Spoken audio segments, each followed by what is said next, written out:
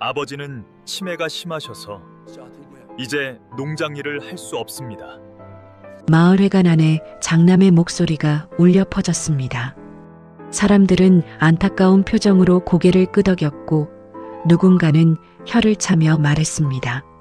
평생 농장만 바라보고 살던 양반인데. 하지만 아무도 몰랐습니다. 바로 그 순간 장남이 치매 환자라고 소문낸 아버지 김영식은 농장 창고에 자물쇠가 채워진 채 갇혀 있었다는 사실을요. 장남은 이미 계획을 세워두고 있었습니다. 아버지를 요양원에 보내고 40년 동안 일군 사과농장을 개발업자에게 팔아넘기는 계획을요. 살아있는데도 이미 없는 사람이 되어가던 아버지. 그리고 그 아버지를 끝까지 포기하지 않은 단 한 사람. 주말마다 농장을 오가며 아버지 곁을 지킨 둘째 딸 은주. 과연 아버지는 자신의 목소리로 진실을 말할 수 있었을까요? 그리고 장남이 끝내 잃은 것은 농장이었을까요? 아버지였을까요? 이야기 시작 전 구독과 좋아요 눌러주시고 어디에서 듣고 계신지 댓글로 남겨주시면 반갑게 인사드리겠습니다. 경매 공고 현수막이 사과밭 입구에 내걸린 것은 10월 초였습니다. 바람에 펄럭이는 흰 천이로 붉은 글씨가 선명했고 그 아래로는 여전히 사과가 주렁주렁 매달려 있었어요. 아무것도 모르는 듯 붉게, 아주 탐스럽게. 이 농장의 주인은 살아 있었습니다. 김영식은 40년 동안 이 땅을 일궈온 농부였습니다. 젊은 시절 맨손으로 산비탈을 개간하고 돌멩이를 골라내며 묘목 하나하나를 구덩이에 심었죠. 봄이면 허리를 굽혀 밑거름을 넣었고 여름이면 등이 타도록 가지치기를 했으며 가을이면 사다리에 올라 사과를 한 알씩 손으로 따내렸습니다. 그 손이 지금은 마디마디가 굵어 있었고 손바닥엔 흉터가 지도처럼 새겨져 있었어요. 아내가 세상을 떠난 날 영식은 묘비 옆에 사과나무 한 그루를 심었습니다. 혼자서 아무 말도 없이. 그 나무는 이제 농장에서 가장 키가 큰 나무가 되어 있었고 매년 가을 그 나무에서 제일 먼저 사과가 익었습니다. 그의 수확철 새벽이었습니다. 이슬이 채 마르지 않은 이른 아침, 영식은 사다리 위에 올라서 있었어요. 발밑에서 풀냄새가 올라왔고 서늘한 공기가 귓불을 간지리는 가운데 손을 뻗어 탐스럽게 익은 사과 한 알을 막 잡으려는 순간 몸이 기울었습니다. 사다리가 쏠렸고 그 다음은 기억이 없었습니다. 정신을 차렸을 때 영식은 땅 위에 쓰러져 있었습니다. 가을 하늘이 머리 위에서 빙글빙글 돌았고 오른손이 마음대로 움직이지 않았어요. 입을 벌려 소리를 내려 했지만 목에서 나오는 것은 공기뿐이었고 붉게 익은 사과들이 머리 위 가지에서 조용히 흔들리고 있을 뿐이었습니다. 병원 응급실 복도는 형광등 빛이 희고 차가웠습니다. 의사가 차트를 들고 나오자 장남 성준이 먼저 다가섰는데 채 입을 열기도 전에 이미 물었죠. 선생님, 저희 아버지 앞으로 얼마나? 성준의 시선은 이미 차트 아래쪽 어딘가를 훑고 있었고 복도 반대편에서 은주는 간호사 소매를 붙잡으며 물었습니다. 재활치료는 언제부터 시작할 수 있을까요? 회복 가능성이 있을까요? 두 남매는 같은 복도에 서 있었지만 전혀 다른 것을 묻고 있었어요. 영식은 중환자실 침대에 누운 채 천장을 바라보고 있었습니다. 목숨은 건졌지만 오른쪽 팔다리가 말을 듣지 않았고 말을 하려 하면 혀가 엉키며 발음이 뭉개졌습니다. 그래도 머릿속만은 또렷했죠. 창밖으로 보이는 하늘이 사과밭 위 하늘과 같은 색이라는 것도 아직 수확이 끝나지 않았다는 것도 알고 있었고 그 생각이 묵직하게 가슴을 눌렀습니다. 퇴원하던 날 성준이 아버지를 차에 태우며 농장으로 향했습니다. 은주에게는 아무 연락도 없었죠. 차가 멈춘 곳은 본체가 아니라 농장 한켠 창고에 붙어 있는 작은 방이었습니다. 농기구 냄새가 배어든 시멘트 벽, 환기도 제대로 안 되는 작은 창문, 낡은 플라스틱 의자 하나가 전부인 방이었어요. 성주는 영식을 그 방 안으로 안내하며 담담하게 말했습니다. 아버지, 여기가 관리하기 편해요. 본체는 계단이 있어서 위험하다고요. 영식이 입을 열려 했지만 성주는 이미 문을 닫고 나가고 있었습니다. 그 이튿날부터였습니다. 성주는 마을 어귀에서 이웃들과 마주칠 때마다 고개를 절레절레 흔들며 같은 말을 되풀이했어요. 아버지, 치매가 심해졌어요. 사람도 잘 못 알아봐요. 가끔 헛것을 보시기도 하고. 마을 사람들은 혀를 차며 고개를 끄덕였고 그렇게 정정하시던 분이 하는 탄식이 이어지면서 소문은 삽시간에 퍼졌습니다. 그로부터 며칠 뒤 영식이 성준에게 이끌려 마을 앞길을 걷다가 50년 지기 이웃 할머니와 마주쳤습니다. 영식 씨, 나야 나. 할머니가 반갑게 손을 들었어요. 영식의 얼굴에 웃음기가 번지며 입이 열리려는 순간 성준이 재빠르게 끼어들었습니다. 할머니, 죄송해요. 아버지가 자극받으시면 안 돼서요. 그러면서 영식의 팔을 낚아채듯 잡고 돌아섰고 할머니는 멀어지는 두 사람의 뒷모습을 오래 바라보았습니다. 눈을 가늘게 뜬 채 무언가 이상하다는 듯 잠시 그 자리에 서 있었죠. 그날 저녁 영식은 창고 방 안에서 서랍을 열었습니다. 손이 불편했지만 천천히 조심스럽게 꺼낸 것은 아내의 사진이었어요. 20년 전 사과밭에서 찍은 것으로 아내가 사과 하나를 들고 환하게 웃고 있는 사진이었습니다.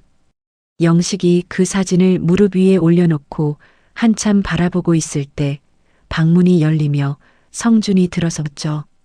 또 이상한 짓 하고 계시네요. 성준은 사진을 집어 서랍 맨 아래 구석에 밀어 넣었습니다. 이걸 보면 흥분하신다니까요. 영식의 손이 천천히 서랍 쪽으로 뻗었다가 그대로 멈췄어요. 은주가 아버지의 퇴원 소식을 들은 것은 이틀이 지난 뒤였습니다. 성준이 알린 것이 아니었고 마을 지인에게 우연히 전해 들은 것이었죠. 은주는 그날 오후 달려왔는데 성준의 차가 마당에 서 있었고 성준 본인도 팔짱을 낀 채 마당 한가운데 버티고 서 있었습니다. 오빠, 아버지 어디 계셔? 이미 다 정리됐어. 네가 상관할 일 아니야. 상관할 일이 아니라니 내 아버지잖아. 아버지가 자극받으시면 안 돼. 지금은 면회가 안 돼. 은주는 성준의 등을 바라보며 서 있었습니다. 뭔가 더 말하려 했지만 입안에서 말이 맴돌다가 흩어졌어요. 그 순간이었습니다. 창고방 작은 창문 너머에서 영식은 마당에 선 은주의 얼굴을 바라보고 있었어요. 창문을 두드리려 손을 들었지만 오른손이 말을 듣지 않았고 왼손으로 창틀을 붙잡으려 했지만 무릎이 먼저 떨렸습니다. 은주야. 입안에서 이름이 맴돌았습니다. 목소리는 끝내 나오지 않았습니다. 은주가 고개를 한번 창고 쪽으로 돌렸습니다. 창문은 작고 높았으며 유리에는 먼지가 뿌옇게 끼어 있었어요. 은주의 시선이 잠깐 그 위에서 머물렀다가 그냥 지나쳤고 발걸음도 이미 돌아서 있었습니다. 영식은 손을 내리며 천천히 벽에 등을 기댔죠. 창고 방 안은 조용했습니다. 농기구 냄새와 흙냄새가 섞인 공기 속에서 영식은 눈을 감았어요. 바깥에서는 바람에 사과나무 가지가 흔들리는 소리가 들렸고 40년 동안 자신이 일군 땅에서 나는 소리였습니다. 그러나 지금 이 방 안에서 영식은 그 땅과 아무 상관없는 사람이 되어 있었죠. 살아있는데도 이미 없는 사람처럼. 살아있는 사람이 죽은 사람이 되는 건 단 며칠이면 충분했습니다. 그 며칠이 일주일이 되고 일주일이 보름이 되었습니다. 창고 방 안의 하루하루는 느리고 무거웠어요. 영식은 아침이면 작은 창문으로 들어오는 햇살을 바라보았고 저녁이면 그 햇살이 사라지는 것을 바라보았습니다.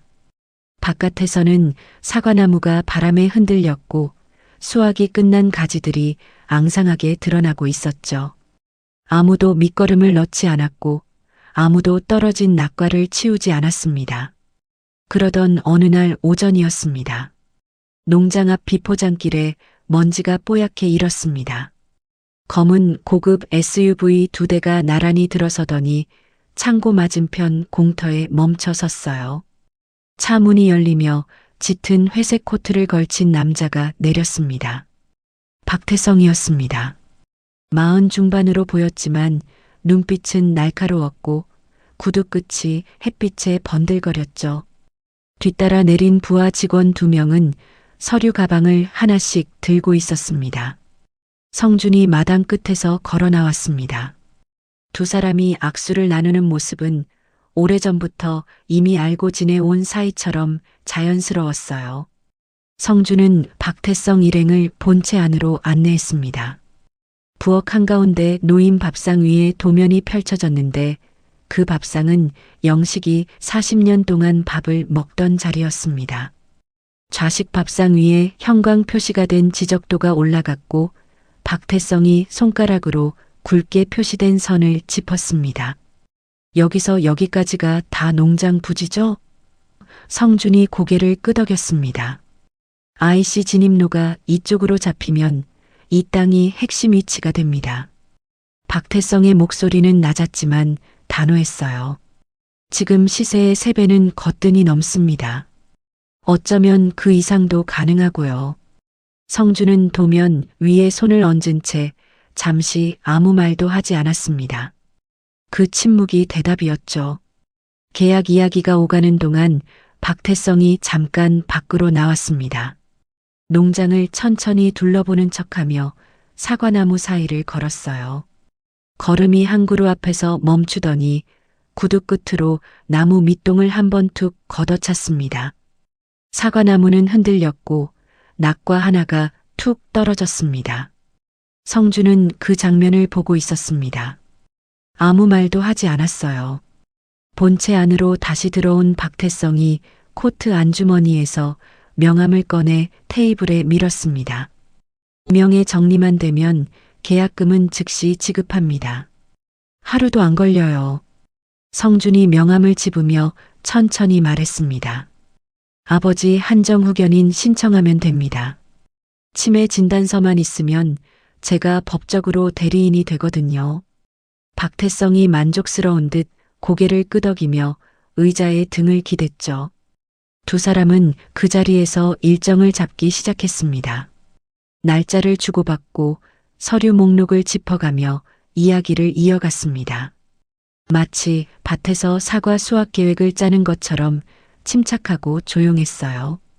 그 대화가 오가는 동안 창고 뒤편에서 농장 일꾼 노인 한 명이 호미를 들고 지나쳐 가다 멈춰 섰습니다. 70이 넘은 노인으로 이 농장에서만 20년을 일해온 사람이었죠. 열린 창문 너머로 도면이 보였고 두 사람의 목소리도 흘러나왔습니다. 노인은 호미를 꽉 쥔 채 잠시 서 있다가 천천히 발걸음을 옮겼습니다.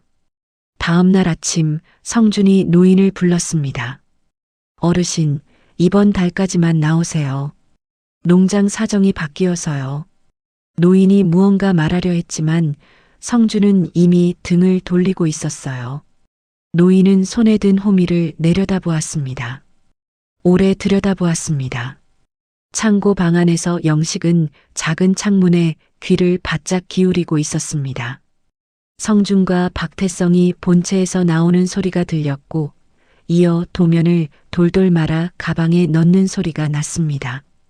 영식은 창문 가까이 몸을 붙이며 틈새로 내다보았습니다. 성준이 도면 가방을 든 채 박태성과 나란히 서서 웃고 있었어요.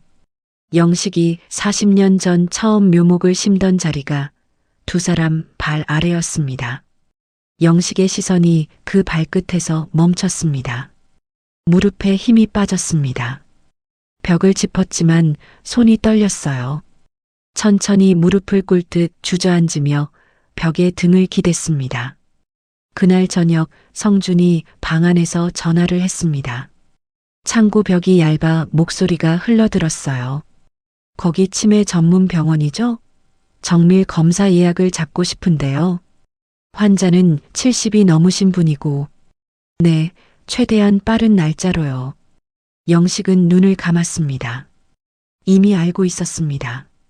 진단서가 목적이라는 것도, 그 진단서가 무엇을 위한 것인지도 알면서도 몸이 굳어지는 건 어쩔 수가 없었습니다. 그 시각 은주는 핸드폰 화면을 바라보고 있었습니다. 아버지 번호로 전화를 걸었지만 신호음만 길게 이어지다가 끊겼어요. 다시 걸었습니다. 또 끊겼습니다. 은주는 핸드폰을 무릎 위에 내려놓으며 입술을 꾹 눌렀습니다. 영식의 핸드폰은 성준이 맡아두고 있었습니다. 서랍 안에 넣어두고 잠가두었죠. 충전도 하지 않아 며칠 전부터 이미 꺼진 상태였습니다. 밤이 깊어지자 창고 방 안은 더욱 조용해졌습니다. 바깥 불빛이 모두 꺼지고 바람 소리만 가끔씩 지붕을 긁었습니다. 영식은 천천히 몸을 낮춰 흙바닥 가까이 앉았어요. 왼손 검지가 흙바닥 위를 천천히 움직였습니다. 이응, 니은, 지읒, 이응, 은주야. 글씨가 완성되자 영식은 한참 그것을 바라보았습니다. 흙바닥 위에 긁힌 자국이 희미하게 남아 있었어요. 그러다 손바닥으로 천천히 문질러 지웠습니다. 지우고 나서도 한참 그 자리를 바라보았습니다. 다음 날 아침 박태성의 검은 차가 농장 앞길을 빠져나갔습니다. 뒷유리 너머로 사과밭이 잠깐 비쳤다가 사라졌어요. 가지가 앙상해진 나무들이 아침 햇살을 받아 서 있었고 아무도 돌보지 않은 낙과들이 그 아래 썩어가고 있었습니다. 팔려는 자와 지키려는 자. 그 싸움은 아직 시작도 하지 않았습니다.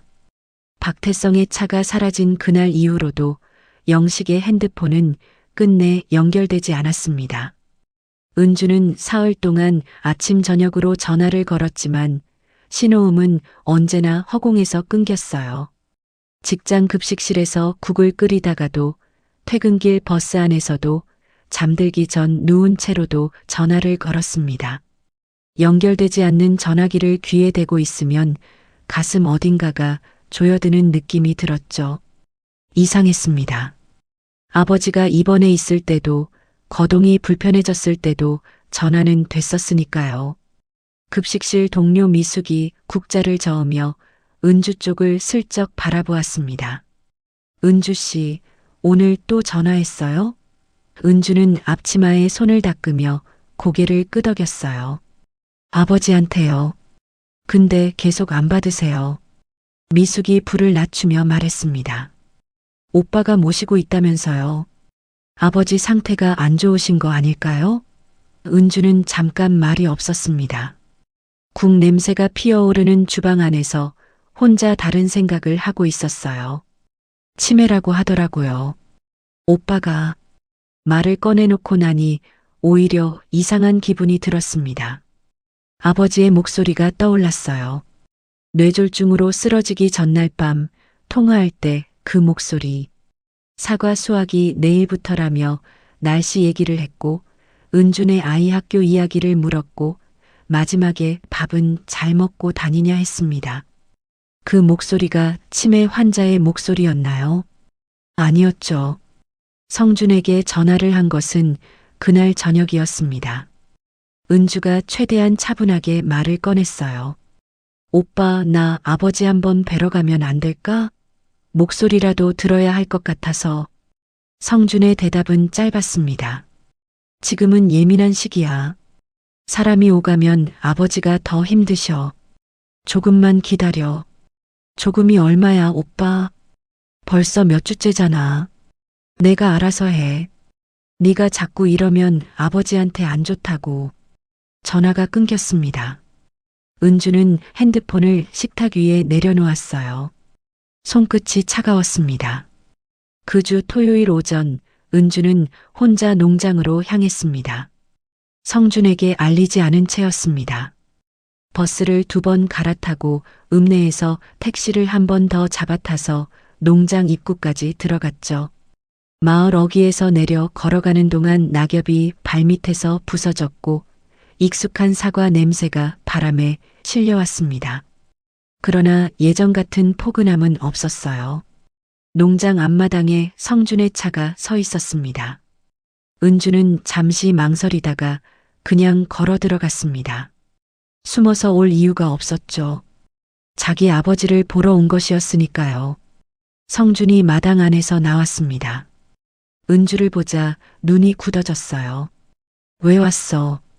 아버지 뵈러 왔지. 왜는 무슨 왜야? 말했잖아. 면회 안 된다고. 성준이 팔짱을 끼며 마당 한가운데 섰습니다. 길을 막는 것처럼. 아버지 지금 주무시고 계셔. 자극받으시면 안 된다고. 어디서 주무시는데? 방에 계시면 내가 조용히 얼굴만 보고 올게. 안 돼. 단 2글자였습니다. 은주는 성준의 얼굴을 바라보았습니다. 뭔가 더 말하려 했지만 성준의 눈빛이 움직이지 않았어요. 은주는 결국 고개를 끄덕이며 돌아섰습니다. 돌아서는 척하며 천천히 걸었습니다. 농장 입구 쪽으로 걸어 나오다가 샛길 어기 낮은 담 옆에서 누군가와 마주쳤습니다. 70이 넘어 보이는 노인이었는데 손에 호미를 들고 서 있었어요. 이 농장에서 20년 넘게 일해온 얼굴이었습니다. 은주도 어릴 때부터 알고 있었습니다. 아, 은주 씨 아니요. 노인이 낮게 말했습니다. 목소리에 뭔가 걸린 것이 있는 듯 했어요. 눈이 은주를 한번 보고 성준의 차 쪽을 한번 보았습니다. 그러다 한 발 다가서며 더 낮게 말했습니다. 나 지난주에 잘렸소. 갑자기 은주가 눈을 크게 떴습니다. 갑자기요? 왜요? 노인이 잠시 머뭇거렸습니다. 그러다 결심한 듯 나지막이 말했어요. 영식 씨가 어디 계신지 아시오? 은주가 고개를 저었습니다. 노인의 눈이 창고 방향으로 흘렀습니다. 말은 하지 않았어요. 시선으로만 가리켰습니다. 그것으로 충분했습니다. 노인이 자리를 뜨고 나서 은주는 천천히 창고 쪽으로 걸었습니다. 성준 눈에 띄지 않도록 담을 따라 붙었어요. 창고는 농기구가 쌓인 창고 본체와 그 옆에 붙어 있는 작은 방으로 나뉘어 있었습니다. 은주는 처음에는 그 방의 존재를 제대로 인식하지도 못했습니다. 창고 옆에 붙은 시멘트 칸막이 방 환기 창문 하나가 달린 낡은 문짝. 어릴 때는 농기구 창고로 쓰던 곳이었죠. 문 앞에 서는 순간 발걸음이 멈췄습니다. 자물쇠가 채워져 있었습니다. 바깥에서 문에 은주는 그 자물쇠를 바라보았습니다. 손잡이를 잡고 흔들어 보았어요. 묵직하게 잠겨 있었습니다. 등 뒤로 찬 공기가 훑고 지나갔지만 은주는 움직이지 못했습니다. 사람이 드나드는 방에 바깥에서 자물쇠를 채운다는 것이 무슨 의미인지 머릿속이 그 생각을 받아들이기를 거부하고 있었어요. 은주는 방 옆으로 돌아가 창문 앞에 섰습니다. 창문은 낮게 나 있었고 유리에는 먼지가 뿌옇게 끼어 있었어요. 안이 잘 보이지 않았습니다. 은주가 유리에 손을 얹고 먼지를 닦아냈습니다. 손바닥으로 문지르자 안쪽이 조금씩 보이기 시작했어요. 시멘트 바닥, 낡은 플라스틱 의자 하나, 얇은 이불 한 장, 한쪽 구석에 놓인 낡은 세숫대야, 그리고 그 안에 벽에 등을 기댄 채 앉아 있는 사람. 은주가 창문을 두드렸습니다. 손이 떨리고 있었어요. 아버지. 안쪽에서 움직임이 느껴졌습니다. 벽에 기댔던 몸이 천천히 고개를 들었고 눈이 창문 쪽으로 향했습니다. 영식의 눈이 은주를 알아보는 순간 그 눈가가 빠르게 젖어들었어요. 손을 들어 창문 쪽으로 뻗으려 했지만 오른손이 뜻대로 되지 않았습니다. 왼손으로 창틀을 짚으며 몸을 일으키려 했고 그 모습이 뿌연 유리 너머로 보였습니다. 은주는 창문에 이마를 갖다 댔습니다. 눈물이 나오는 것을 막을 수가 없었어요. 아버지, 여기서 지내고 계셨어요? 여기서? 목소리가 갈라졌습니다. 영식이 천천히 고개를 끄덕였습니다. 은주는 그 고개 끄덕임을 보며 입술을 꽉 물었어요. 농기구 냄새 나는 시멘트 방, 자물쇠가 채워진 문, 얇은 이불 한 장. 40년 동안 이 땅을 일군 사람이 갇혀 있는 곳이었습니다. 아버지, 나 알아보시죠? 영식이 다시 한번 천천히 고개를 끄덕였습니다. 은주 눈에 눈물이 차올랐어요. 또렷했습니다. 자식을 알아보고 반가워하고 그리워하는 눈빛이었습니다. 치매 환자의 눈이 아니었죠. 그때였습니다. 영식이 왼손으로 창틀을 짚으며 손등을 3번 두드렸습니다. 똑똑똑. 은주가 그 자리에 굳어버렸어요. 어릴 때부터 둘 사이에만 있던 신호였습니다. 괜찮다, 걱정 마라, 나 여기 있다. 그 뜻이었습니다. 아버지는 기억하고 있었습니다. 다 기억하고 있었습니다. 그때 성준의 목소리가 마당 쪽에서 들렸습니다. 거기 누구요? 은주는 재빨리 창고담 뒤로 몸을 붙였고 숨을 참은 채 발소리에 귀를 기울였어요. 성준의 발소리가 창고 주변을 한 바퀴 돌다가 멈췄습니다. 고양이 소리인가?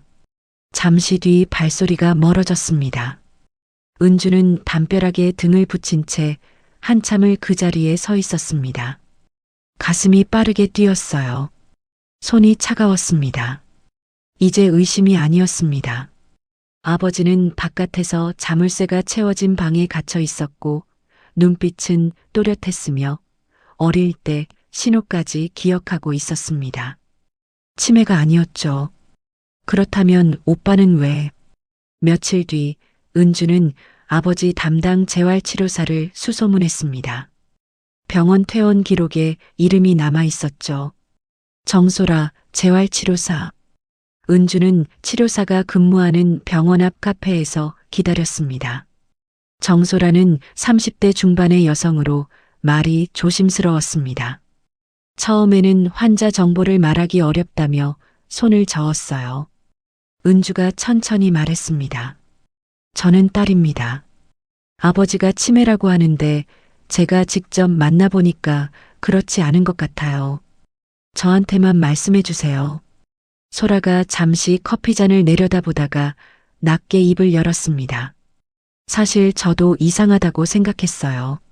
소라는 말을 고르듯 천천히 이야기를 풀어놓았습니다.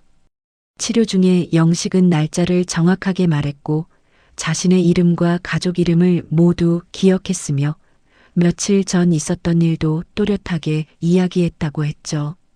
심지어 소라가 지난주에 했던 말을 그대로 되짚어 말하기도 했다고요. 기억력이 또렷한 것은 물론이고 오히려 말이 조금씩 나아지고 있었습니다. 치매 환자분들은 이런 경우가 없거든요. 치료를 할수록 저도 확신이 생겼어요. 아버님은 치매가 아니세요. 은주가 테이블 아래 두 손을 꽉 맞잡았습니다. 애써 외면하고 싶었던 사실이 이제 또렷하게 눈앞에 놓였어요. 소라가 조심스럽게 덧붙였습니다. 그리고 말을 잇다가 잠깐 멈췄죠. 아버님이 치료 중에 한 번 그러셨어요. 하고 싶은 말이 있는데 전해줄 수 있냐고. 은주가 고개를 들었습니다. 뭐라고 하셨어요? 소라가 천천히 말했습니다. 은주한테 연락이 닿았으면 좋겠다고요. 은주의 눈가가 뜨겁게 달아올랐습니다. 참았던 눈물이 볼을 타고 한 줄기 흘러내렸어요. 카페를 나온 은주는 주차장 가장자리에 한참 서 있었습니다. 바람이 귓가를 스쳐갔고 낙엽 하나가 발끝에 와서 걸렸어요. 성준이 왜 그러는지 무엇을 노리고 있는지 아직 다 알지 못했습니다. 하지만 한 가지는 분명했습니다. 아버지는 치매가 아니었습니다. 그리고 아버지는 자물쇠가 채워진 방 안에 혼자였습니다. 은주는 핸드폰을 꺼내 성준의 번호를 오래 바라보다가 화면을 껐습니다. 지금 전화할 때가 아니었죠. 저 멀리 농장 쪽 하늘 위로 해가 기울고 있었습니다. 은주는 그쪽을 바라보며 천천히 숨을 들이켰어요. 사과밭 뒤 하늘은 붉었고 아버지가 심어둔 나무들이 그 아래 말없이 서 있었습니다. 수확이 끝난 가지들이 앙상하게 드러난 채였죠. 은주가 주먹을 쥐었습니다. 결심이 내려앉는 순간이었어요. 아버지를 구해야 했습니다. 은주가 결심을 다지며 농장 쪽 하늘을 바라보던 그 무렵 농장 안은 이미 어둠이 깔리고 있었습니다. 사과나무 가지들이 저녁바람에 낮게 흔들렸고 창고 방 작은 창문으로는 마당 불빛 한 줄기만 가늘게 스며들었어요. 영식은 플라스틱 의자에 앉아 그 불빛이 바닥에 만드는 길쭉한 사각형을 바라보고 있었습니다. 은주가 다녀간 것이 며칠 전이었지만 창틀에 손을 얹던 그 얼굴이 아직 눈앞에 남아 있었죠. 밥은 먹고 다니는지, 아이는 잘 있는지, 물어보지 못한 말들이 가슴 안에 쌓여 있었습니다.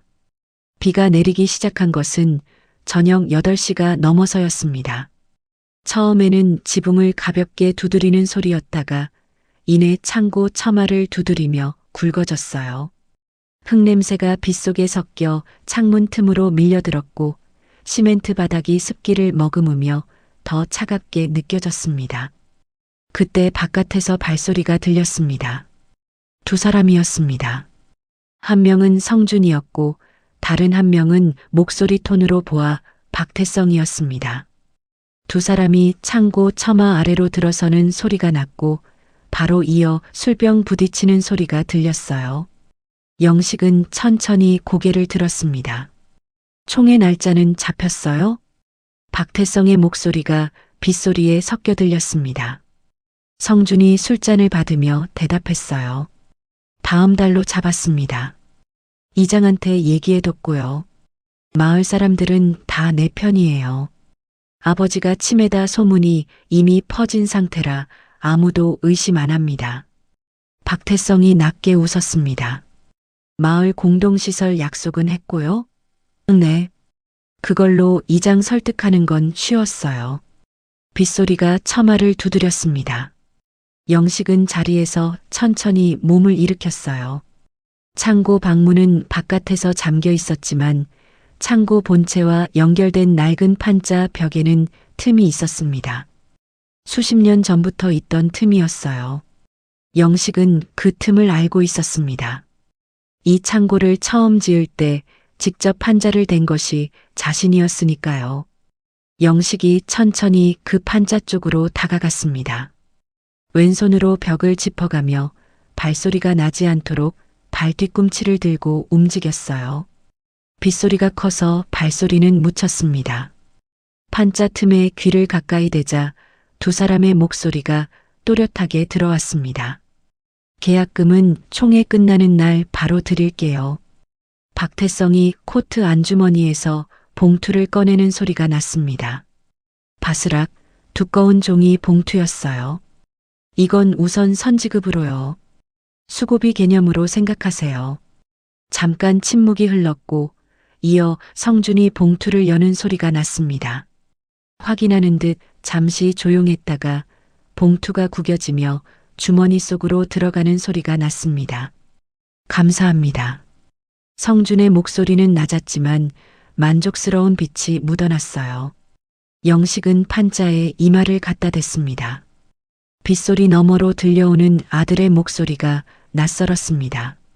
40년 전 이 땅에서 낳고 기른 아들이었는데 지금 이 목소리는 그 아들이 아닌 것 같았어요. 두 사람이 술잔을 다시 부딪히는 소리가 났습니다. 그런데 총회 당일이 문제 아닙니까? 노인네 갑자기 나타나기라도 하면 곤란하잖아요. 박태성이 말했습니다. 성준이 잠깐 생각하는 듯 잔을 손 안에서 천천히 돌리다가 낮게 대답했어요. 그날 하루는 제가 처리합니다. 짧은 침묵이 흘렀습니다. 병원에서 받아둔 수면 진정제가 있거든요. 아침 식사에 넣어드리면 오후까지는 꼼짝 못 하세요. 총회 끝날 때까지 방 안에서 주무시는 거죠. 박태성이 잠시 말이 없었습니다. 처마에서 빗물이 굵은 줄기로 떨어졌어요. 그러다 박태성이 천천히 고개를 끄덕이며 말했습니다. 총회 끝나는 날 바로 요양원 이송하면 되겠네요. 성준이 잔을 비우며 대답했어요. 네, 그걸로 끝입니다. 영식은 그 말을 들으며 판자에 붙인 채 움직이지 않았습니다. 이마가 뜨거웠어요. 아니, 이마가 뜨거운 것인지 눈가가 뜨거운 것인지 알 수 없었습니다. 식사에 넣는다는 말이 귓속에서 맴돌았습니다.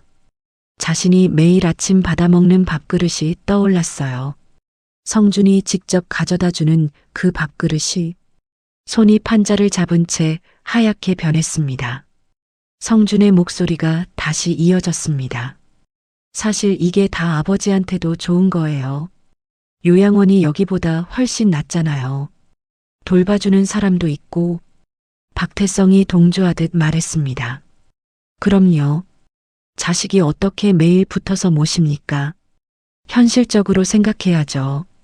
성준이 잔을 다시 채우며 말했어요. 아버지가 죽기 전에 서류만 깔끔하게 처리하면 됩니다.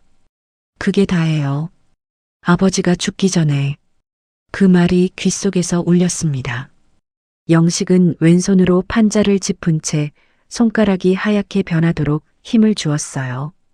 그러다 손이 천천히 올라가며 입을 막았습니다. 소리가 나오는 것을 막으려는 것인지 아니면 무너지는 것을 버티려는 것인지 알 수 없었죠. 40년이었습니다. 이 땅에서 40년을 살았고 이 아이를 40년 넘게 키웠습니다. 어릴 때 알아누우면 밤새 등을 쓸어주었고 대학 등록금이 없어 사과를 새벽에 내다 팔았으며 결혼할 때는 농장 한 귀퉁이 땅을 팔아 혼수를 보태주었습니다. 그 아이가 지금 처마 아래 서서 술을 마시고 있었습니다. 아버지 밥에 약을 탄다는 말을 아무렇지 않게 하면서 영식이 뒤로 물러섰습니다. 한 걸음, 두 걸음. 발이 제대로 움직이지 않았어요. 세 걸음째에 발끝이 창고 구석에 놓인 물통을 건드렸습니다. 퉁, 둔탁한 소리가 났습니다. 바깥이 잠깐 조용해졌어요. 뭐야? 성준의 발소리가 창고 쪽으로 가까워졌습니다. 문을 당기는 소리가 났지만 창고 본체 문은 안에서 걸려 있었어요. 이어 창고 방문을 흔드는 소리가 났습니다. 자물쇠가 덜컹거렸습니다. 아버지, 성준이 낮게 불렀습니다. 영식은 창고방 구석에 앉아 있었습니다. 물통에서 멀리 벽에 등을 붙인 채였어요. 성준이 창문 쪽으로 돌아와 유리에 얼굴을 들이밀었습니다. 아니 어두워 잘 보이지 않았죠. 영식은 숨을 죽이고 눈을 감았습니다. 쥐소리겠지. 성준이 중얼거리며 발소리를 멀렸습니다. 이어 박태성의 웃음소리가 다시 들렸어요. 두 사람의 대화가 다시 이어지며 처마 아래가 다시 술자리로 돌아갔습니다. 영식은 눈을 뜨지 않았습니다. 빗소리는 자정이 넘어도 멈추지 않았습니다. 성준과 박태성이 자리를 파하고 본체로 들어간 뒤에도 영식은 그 자리에 앉아 있었어요.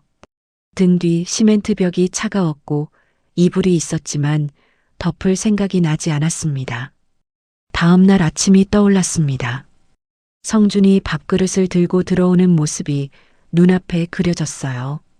아무렇지 않게 들어와서 아무렇지 않게 상을 내려놓는 그 모습이. 영식은 눈을 꼭 감았습니다. 지금까지는 아들이 차갑게 대해도 창고에 가두어도 아내 사진을 빼앗아도 그러려니 했습니다. 하지만 밥에 약을 탄다는 것은 달랐습니다. 그것은 그저 냉정한 것이 아니었어요. 그것은 자식이 아버지에게 할 수 있는 일이 아니었습니다. 서랍 안에는 아내 사진이 없었습니다. 성준이 가져간 뒤로 돌아오지 않았죠. 영식은 빈 서랍 쪽 벽을 바라보았습니다. 사진이 없어도 아내의 얼굴은 선명하게 떠올랐어요. 당신이 살아 있었으면. 말이 되지 않는 생각이 가슴을 채웠습니다. 새벽 2시가 지나도록 잠이 오지 않았습니다. 영식은 천천히 몸을 일으켜 창문 앞에 섰어요. 빗속에서 사과나무들이 검은 실루엣으로 서 있었습니다. 바람에 흔들리는 가지들이 빗줄기 사이로 보였다가 사라졌다가 했어요. 40년 전 처음 심었을 때 그 묘목은 영식의 무릎 높이밖에 되지 않았습니다. 해마다 조금씩 자라던 그 나무들이 이제 빗속에서도 흔들리지 않고 서 있었어요. 뿌리가 깊어서였습니다. 수십 년 동안 땅을 붙잡고 버텨온 뿌리가 있어서였습니다. 영식은 창문에 얹은 왼손을 천천히 내려다보았습니다. 굵은 마디, 거친 손바닥, 흉터 위에 흉터가 겹친 손이었습니다. 이 손으로 돌을 골라내고 이 손으로 묘목을 심고 이 손으로 수십 년을 버텨왔습니다. 아직 이 손이 있었습니다. 영식이 천천히, 아주 천천히 주먹을 쥐었습니다. 오른손은 여전히 말을 듣지 않았지만 왼손만큼은 또렷하게 쥐어졌어요. 내일 아침 성준이 들고 올 밥그릇을 받지 않기로 했습니다. 그리고 더 이상 기다리지 않기로 했습니다. 그날 밤 김영식은 더 이상 당하고만 있지 않기로 했습니다. 그날 밤 이후로 영식은 달라졌습니다. 아침마다 성준이 들고 오는 밥그릇을 받기는 했지만 그 안에 무엇이 들어있는지 알고 있었어요.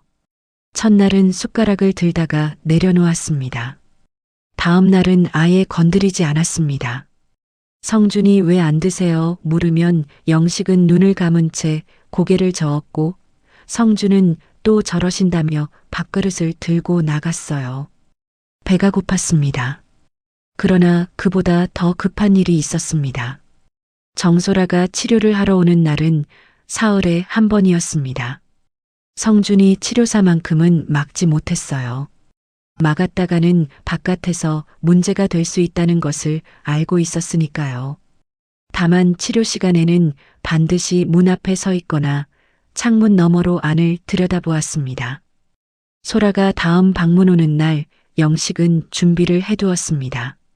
치료가 시작되고 소라가 영식의 왼팔을 들어 올려 운동을 시작하자 영식이 소라의 손목을 가볍게 잡았어요. 소라가 눈을 들었습니다. 영식이 눈으로 창문 쪽을 가리켰고 소라가 고개를 돌렸습니다. 창문 너머로 성준이 마당을 가로질러 본체 쪽으로 걸어가고 있었죠. 잠깐의 틈이었습니다. 영식이 왼손으로 소라의 손에 무언가를 쥐어주었습니다. 작게 접힌 종이였어요. 치료 수첩 귀퉁이를 손톱으로 뜯어낸 것이었습니다. 소라가 반사적으로 손을 오므렸고 영식이 눈으로 넣어도 하는 신호를 보냈습니다. 소라는 아무 말 없이 그 종이를 가운 주머니 안으로 밀어 넣었어요. 두 사람은 아무 일도 없었다는 듯 다시 치료를 이어갔습니다. 소라가 퇴근 후 주차장에서 종이를 펼쳤습니다. 삐뚤빼뚤하고 힘없는 글씨였지만 또렷하게 읽을 수 있었어요. 왼손으로 눌러 쓴 흔적이 역력했습니다. 최민호 법무사. 그 아래 전화번호 10자리.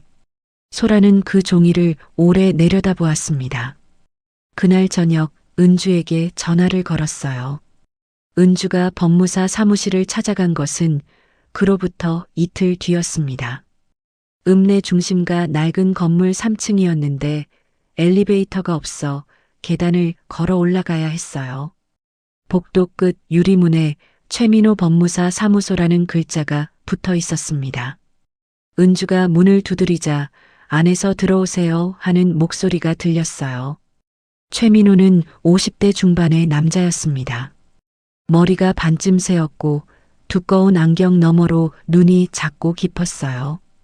은주를 보자 자리에서 일어서며 말했습니다. 은주 씨 맞지요? 영식이 형한테서 이야기 들었소. 언젠가 연락이 올 줄 알았어요. 그 말이 낯설지 않게 들렸습니다. 마치 오래전부터 이 만남을 기다리고 있었다는 듯한 말투였죠. 민호가 차를 내오며 천천히 이야기를 시작했습니다. 영식과는 40년 지기였고 젊은 시절 같은 마을에서 자랐다고 했어요. 영식이 농장을 처음 일구던 시절부터 지켜봐 왔다고도 했습니다. 은주는 차잔을 두 손으로 감싸쥐며 민호의 말을 들었습니다. 형이 나한테 맡겨둔 게 있소. 민호가 자리에서 일어나 책상 뒤 낡은 철제 서랍장 앞으로 갔습니다. 열쇠로 잠금을 풀고 두 번째 서랍을 열었어요. 안에는 서류 봉투들이 가지런히 세워져 있었고 민호가 그중 가장 아래 있던 두꺼운 봉투 하나를 꺼냈습니다. 봉투를 탁자 위에 내려놓는 순간 은주의 눈이 봉투 겉면에 멈췄습니다. 굵고 느린 글씨였어요.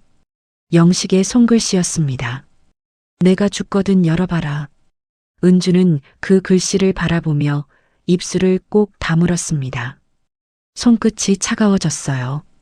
아버지가 이 봉투를 쓸 때 어떤 마음이었을지, 어떤 얼굴이었을지 그 장면이 눈앞에 그려졌습니다. 사과밭 위로 저녁 해가 지는 그 어느 날 혼자 책상 앞에 앉아 이 글씨를 눌러 쓰던 아버지가 눈물이 나오려는 것을 억눌렀습니다. 아직 열지 않았소. 민호가 말했습니다.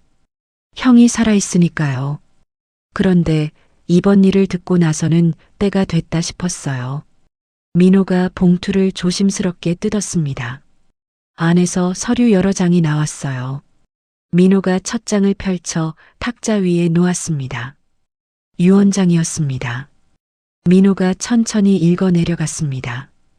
은주는 숨을 참은 채 들었어요. 농장의 상속에 대하여 본인 김영식은 하기와 같이 유언한다. 본인의 사망 이후 사과농장 일체는 살아있는 동안 농장을 가장 성실하게 지키고 돌본 자녀에게 귀속한다. 민호가 다음 줄을 읽었습니다. 해당 자녀는 둘째 딸 김은주로 한다. 은주가 몸을 굳혔습니다. 형이 이걸 쓴 게 5년 전이요. 민호가 안경을 고쳤으며 말했어요. 그때도 형은 이미 알고 있었던 거지요. 누가 진짜로 농장을 지키는지. 민호가 봉투에서 서류를 한 장 더 꺼냈습니다.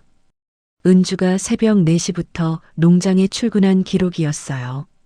영식이 직접 수첩에 날짜마다 적어둔 것이었습니다. 그 옆에는 은주 명의로 이체된 병원비 영수증들이 날짜 순서대로 묶여 있었죠. 은주는 그 수첩을 손에 들었습니다. 아버지의 글씨로 빽빽하게 채워진 날짜들이었어요. 비가 오던 날도, 한파가 몰아치던 날도, 은주가 감기 몸살로 끙끙 앓으면서도 나왔던 그 새벽들이 전부 거기 적혀 있었습니다. 아버지는 다 보고 있었습니다. 다 알고 있었습니다. 눈물이 한 줄기 떨어졌습니다. 은주는 손등으로 얼른 닦았어요. 민호가 서류들을 다시 봉투에 넣으며 말했습니다. 이걸 성준이가 알면 모든 수단을 다 써서 뒤집으려 할 거요. 공증까지 된 유언장이라 법적으로는 문제없지만 그 전에 총회가 먼저요. 민호가 은주를 바라보았어요. 총회에서 농장 매각이 통과되면 유언장이 있어도 복잡해집니다. 총회 전에 막아야 해요. 은주가 고개를 끄덕였습니다. 어떻게 하면 됩니까? 민호가 잠시 생각하다가 말했어요. 증거가 필요합니다.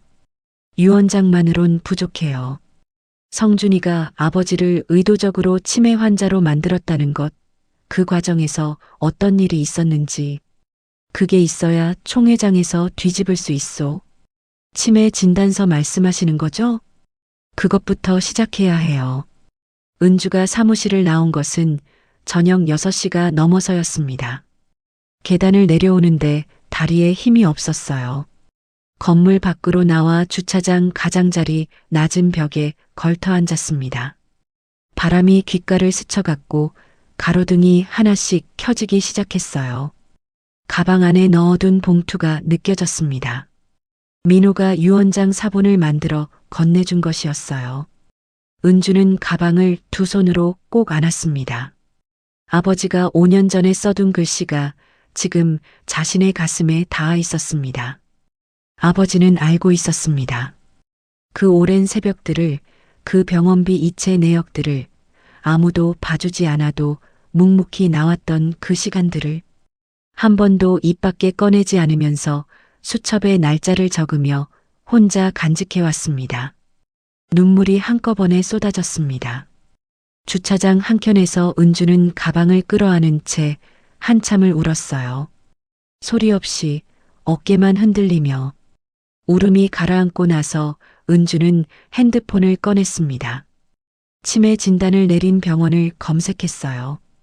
병원 이름은 퇴원 기록에서 이미 확인해 두었습니다.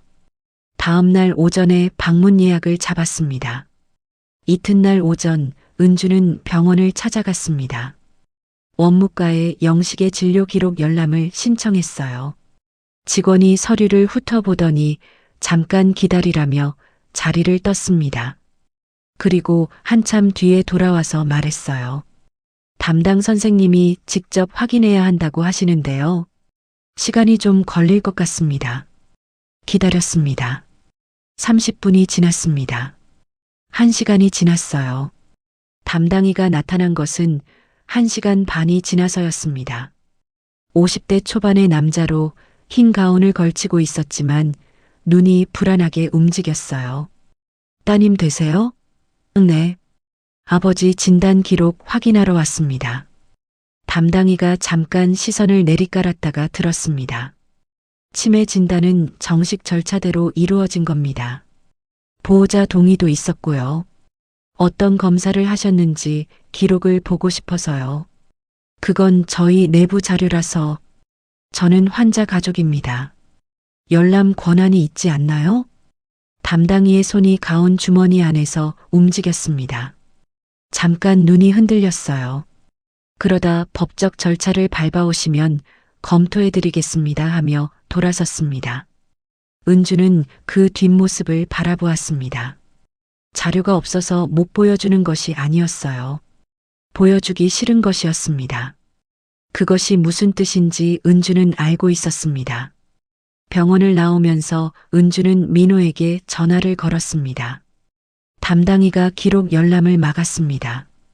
민호가 잠시 침묵했다가 말했어요. 그 사람이 뭔가 숨기고 있다는 거요. 내가 다른 경로로 알아볼게요. 은주 씨는 성준이 눈치채지 못하게 움직여야 해요. 지금부터는 시간 싸움이요. 전화를 끊고 은주는 병원 앞 횡단보도 앞에 섰습니다. 신호가 바뀌기를 기다리는 동안 가방 안의 봉투가 다시 가슴께에 닿았어요. 아버지는 이미 알고 있었습니다. 누가 진짜 자식인지를. 이제는 은주가 증명할 차례였습니다. 병원 앞 횡단보도에서 돌아선 그날부터 은주와 민호는 움직이기 시작했습니다. 민호가 법적 경로로 진료 기록 열람을 신청하는 동안 은주는 소라에게 연락을 취했어요. 셋이 각자 다른 방향에서 같은 것을 향해 파고들기 시작한 것이었습니다. 담당이가 기록을 막으면 막을수록 그 안에 무언가 있다는 확신은 오히려 단단해졌습니다. 소라가 내부 경로로 영식의 진료 기록 일부를 입수한 것은 그로부터 나흘 뒤였습니다. 병원 동료 간호사가 소라와 오랜 친분이 있었는데 그 간호사가 퇴근 후 카페에서 소라를 만나 봉투 하나를 건넸어요. 나는 아무것도 모르는 거야. 알겠지? 소라가 고개를 끄덕였습니다. 간호사는 커피 한 모금도 마시지 않고 자리에서 일어났어요. 소라가 봉투를 열었습니다. 안에는 진료 기록 몇 장이 들어 있었는데 한 장이 눈에 먼저 들어왔습니다. 치매 정밀 검사 당일 날짜와 담당의 서명, 그리고 보호자 동행란에 적힌 이름. 김성준. 소라는 그 이름을 손끝으로 짚으며 다음 장을 넘겼어요. 검사 진행 경과 기록이었습니다. 중간쯤에 작은 글씨로 한 줄이 적혀 있었습니다. 환자 검사 중 발언 나 괜찮소? 이거 왜 하는 거요? 소라는 그 한 줄을 2번 읽었습니다. 치매 검사를 받는 중에 이런 말을 또렷하게 했다는 것, 그리고 그것이 기록으로 남아있다는 것이 의미하는 바를 소라는 누구보다 잘 알고 있었어요. 치매 증상이 있는 환자는 이런 맥락 있는 항의를 하지 않습니다. 상황을 파악하고 이유를 묻고 거부 의사를 표현하는 것, 그것은 인지가 살아있다는 증거였습니다. 그런데 진단서에는 중등도 치매로 적혀 있었죠. 민호는 그 기록을 받아들고 오래 들여다보다가 안경을 벗어 탁자 위에 내려놓았습니다. 이 의사, 뭔가 있소. 그날 오후 민호는 담당이의 이력을 조회하기 시작했어요. 의료 관련 법원 기록을 뒤지고 의사 면허 징계 이력을 확인했습니다. 오후가 깊어질 무렵 한 건의 기록이 나왔습니다. 5년 전 보험 사기 관련 수사 기록이었습니다. 허위 진단서 발급 혐의로 조사를 받았다가 증거 불충분으로 종결된 건이었어요. 처분은 받지 않았지만 수사 기록은 남아 있었습니다. 민호가 메모를 하며 말했습니다. 허위 진단서가 이번이 처음이 아닌 거요. 은주가 맞은편에 앉아 그 말을 들으며 입술을 굳게 다물었어요. 그리고 민호가 한 가지를 더 꺼냈습니다. 박태성의 부동산 개발 회사 등기 서류였습니다. 회사 주소가 나왔고 은주가 그것을 보는 순간 눈이 멈췄어요. 병원과 같은 건물이었습니다. 층만 달랐습니다. 같은 건물에 있었던 거예요? 은주의 목소리가 낮아졌습니다. 민호가 고개를 끄덕이며 서류를 탁자 위에 펼쳤어요. 사무실이 4층이고 병원이 7층이요. 같은 건물 입주민이었던 거지요. 두 사람은 잠시 말이 없었습니다. 우연이라고 하기에는 너무 딱 맞아 들어가는 그림이었습니다. 박태성이 담당이를 미리 알고 있었거나 아니면 성준이 박태성을 통해 연결됐거나 어느 쪽이든 처음부터 짜여진 그림이었죠. 그 즈음이었습니다. 성준이 무언가 눈치를 챈 것은 정확히 어디서 새어나간 것인지는 알 수 없었습니다. 은주가 병원을 방문했다는 사실이 담당이를 통해 성준에게 전해졌거나 아니면 마을 어딘가에서 은주가 움직이는 것을 본 사람이 있었거나 어쨌든 성준의 태도가 달라졌어요. 그날 오후 성준이 창고 방 앞에 새 자물쇠를 달았습니다. 기존 자물쇠보다 2배는 묵직한 것이었어요. 그리고 창문 바깥쪽에 강목을 덧대어 못을 박았습니다. 창문이 안에서 열리지 않도록. 영식은 그 소리를 방 안에서 들었습니다. 망치 소리가 날 때마다 창문 틈으로 들어오는 빛이 조금씩 줄어들었어요. 마지막 못이 박히고 나자 창문으로 들어오던 가는 바람마저 막혔습니다. 이틀 뒤 소라가 치료를 하러 왔습니다. 농장 입구에서 성준과 마주쳤어요. 성준이 팔짱을 끼고 서 있었습니다. 치료사 선생님, 오늘부터 치료 일정 조정하려고요. 소라가 가방을 고쳐들며 말했습니다. 무슨 말씀이세요? 아버님 치료가 지금 중요한 시기인데요. 아버지 상태가 안 좋아지셔서요. 오히려 치료가 자극이 되는 것 같아요. 소라가 성준을 바라보았습니다. 제가 직접 확인해야 할 것 같습니다. 들어가도 될까요? 성준이 한 발 옆으로 비켜서며 말했어요. 치료사 선생님은 치료만 하시면 됩니다. 부드러운 말투였지만 그 안에 선이 그어져 있었습니다. 소라는 잠시 성준의 눈을 바라보다가 천천히 안으로 들어갔어요. 창고 방 앞에 섰을 때 새 자물쇠가 눈에 들어왔습니다. 그리고 창문에 박혀 있는 강목이 보였죠. 소라가 성준 쪽으로 돌아보았습니다. 이게 뭡니까? 안전을 위해서요. 치매 환자분들이 밤에 돌아다니시다 다치는 경우가 있어서요. 소라의 입술이 굳어졌습니다. 아버님이 치매가 아니라는 것 저는 알고 있어요. 성준의 눈이 잠깐 흔들렸다가 다시 굳어졌어요. 그건 선생님 의견이고 진단서는 따로 있습니다. 치료사 선생님이 진단을 뒤집을 권한은 없으시잖아요. 잠깐 침묵이 흘렀습니다. 소라가 더 말하려 했지만 성준이 먼저 말했어요. 다음번부터는 혼자 들어오시면 안 됩니다. 보호자 동행 없이는 면회 불가해요. 그건 내부 방침입니다. 소라는 그 자리에 서서 창고 방문을 바라보았습니다. 자물쇠가 햇빛에 번쩍였어요. 안에서 아무 소리도 나지 않았습니다. 그날 저녁 소라가 은주에게 전화를 걸었습니다. 저 오늘 접근이 막혔어요. 아버님 창문에 강목까지 박았어요. 은주가 전화기를 꽉 쥐었습니다. 성준이 오빠가 눈치챈 거예요. 소라가 말을 이었어요. 은주 씨, 지금 아버님 상태가 걱정돼요. 제가 못 들어가면 밥을 제대로 드시는지도 모르고. 은주가 잠시 말이 없었습니다. 소라가 며칠 전에 말했던 것이 떠올랐어요. 아버지가 밥을 거르고 있다는 것. 그 이유를 이제 은주도 알고 있었습니다. 아버지는 밥에 무엇이 들어있는지 알고 있었으니까요. 오빠가 총회 전에 아버지한테 약을 먹일 계획이에요. 소라가 잠시 숨을 죽였습니다. 그러다 낮게 말했어요. 그거 신고해야 해요. 은주가 국민신문고 화면을 열었습니다. 노인 격리 및 학대 신고 항목을 찾았어요. 손이 떨렸지만 한 글자씩 눌렀습니다. 창고방에 자물쇠가 채워진 것, 바깥에서 강목으로 창문을 막은 것, 외출이 차단된 것, 가족 면회가 막힌 것, 알고 있는 사실들을 차분하게 적어 내려갔습니다. 밥에 수면 진정제를 넣겠다는 대화 내용도 적었어요.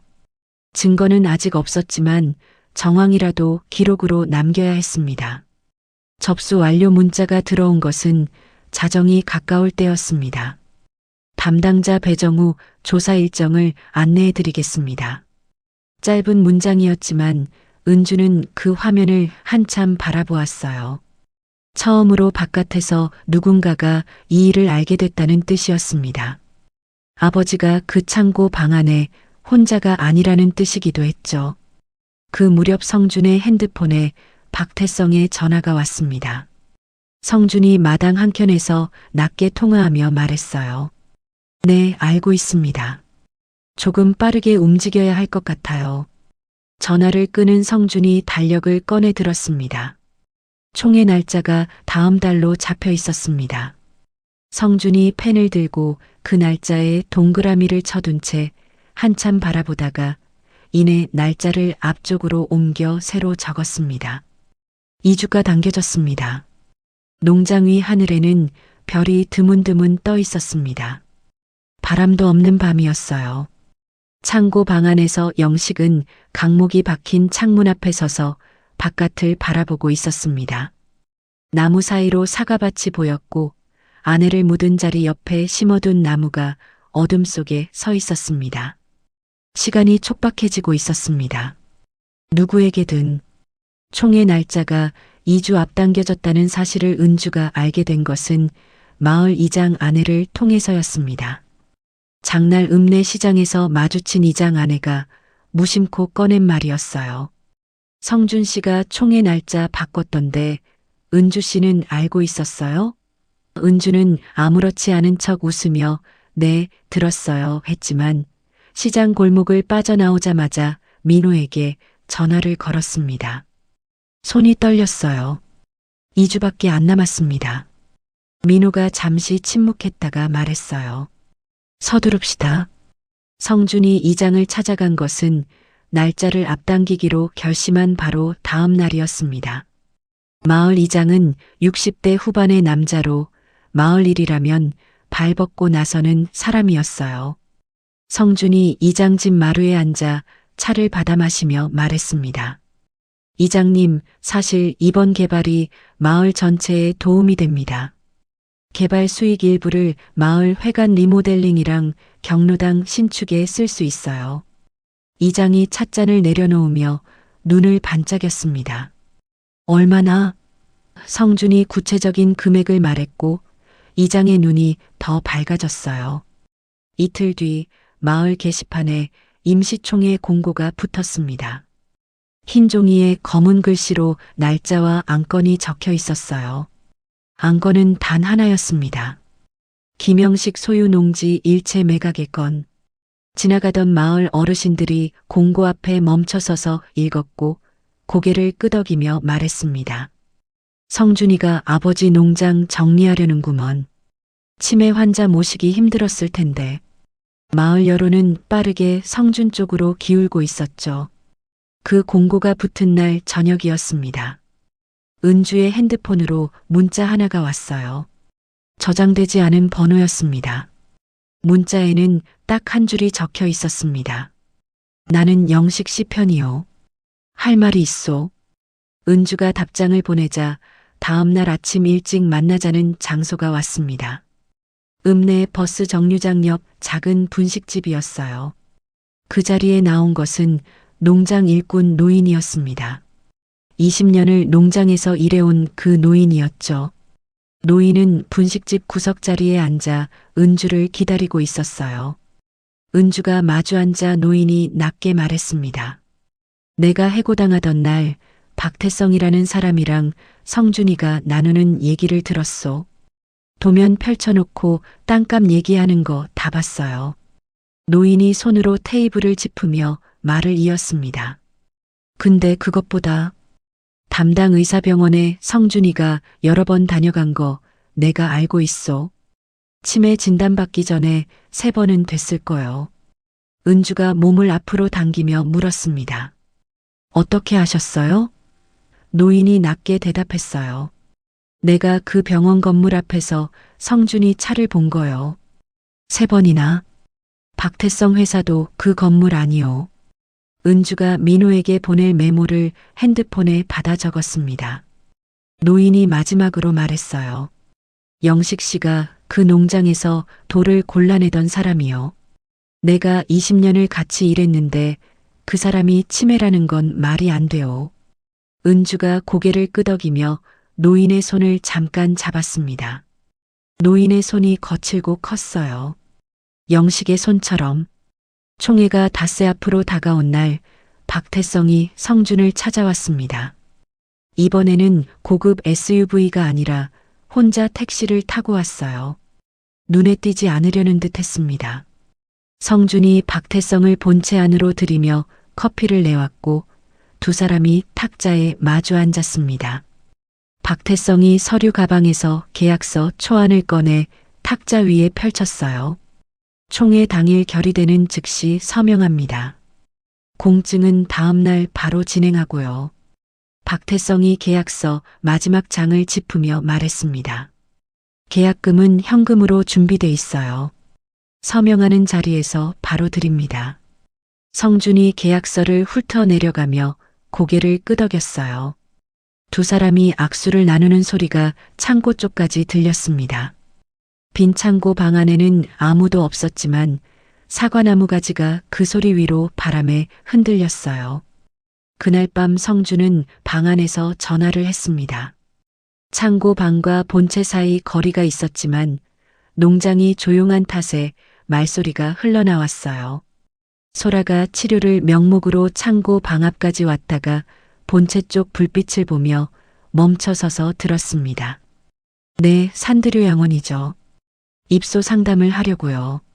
총회 다음 날 이송이 가능한지 알고 싶어서요.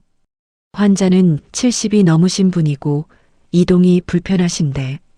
네, 치매 진단서는 있습니다.